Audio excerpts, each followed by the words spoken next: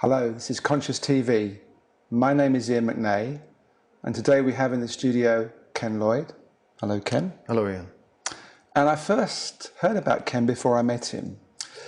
And what happened was, I had a friend, a German friend in London, who actually had very bad warts on her hands. And then I saw her about 2 months later, and I noticed there was no warts.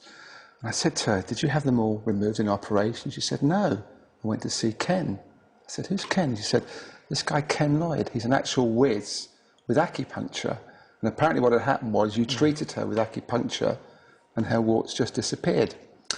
And then I went to see you for some physical problems a few months later, and you helped me a lot.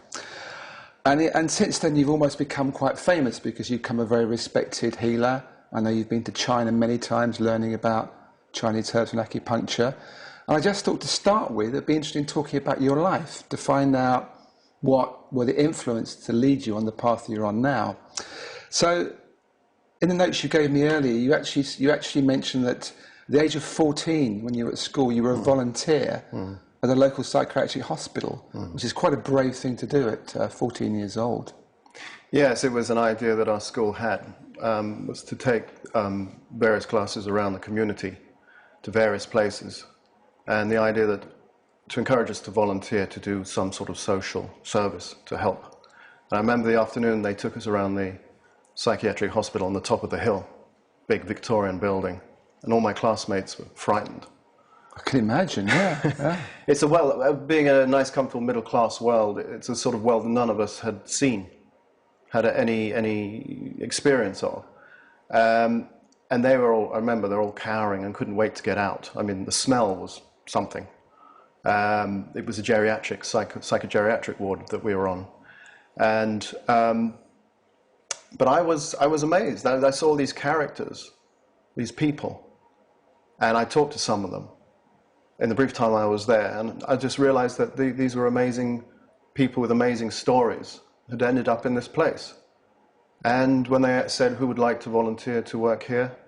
I said, "Me." Nobody else did. And I worked there for a year. So what kind of stories did these people have that touched you so much? I guess there were many stories, but I guess the most surreal was a woman called Winnie, and she had a very pointy nose and very long white hair. And she was about 90, very old, and she'd been in psychiatric hospital for 40 years. And we were out in Sussex. This was a very large hospital called St. Francis. And she'd been in London prior to that. Now, she had, from a young age, had been a prostitute. And by the age of 50, had lost her mind, which I'm sure may go with the job for some people. And in her world, men did not exist. So even the big burly men who brought in the trolley of food, she addressed them as women.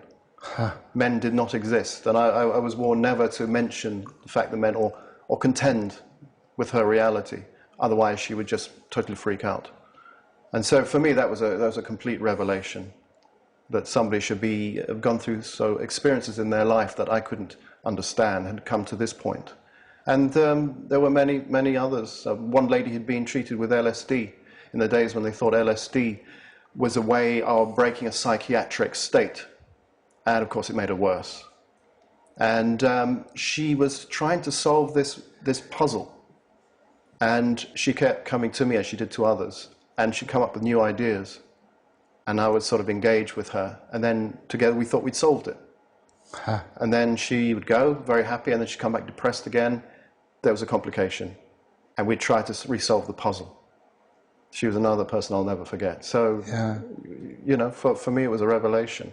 And they touched you somewhere, these people, I guess. Well, it was a therapeutic experience, the fact that you didn't dismiss them. You actually saw them as people, and you engaged with them. And for that, I think I felt there was a healing exchange going on. And that was new for me. And I say it was an experience that sort of enriched my life, and hopefully the brief time I was there, it may have helped others as well. And I just felt that the world was, for me, was a slightly better place, because at the age of 14, I'd suddenly realized how awful the world could be. Yes, yeah. Coming out of my sort of childhood years and my comfortable upbringing, and suddenly the realities of the harsh world were crashing in upon me, and that was going to be hard to face, that one. Yeah. So then you left school and went to art college. Yes, I sort of escaped my sort of very staid middle-class condition background. They wanted me to go through business school and studies, etc., which I started with, but I ran off to art school instead. Inspired by Max Ernst, who wrote the Manifesto of Surrealism. It was a surrealistic movement. Okay, yeah. As they were very much inspired by people like Jung. And Jung very much delved into the subconscious through dreams. And so the surrealists were dealing with dream imagery. And I then became more aware of my dreams at that point and got more in touch with my dreams as well, which also enriched my life. So it was as if I was sort of a crumpled up flower, sort of beginning to open up through these influences that were outside my upbringing and my conditioning. So you were learning more about your potential in a way. Yes, I guess. Yeah.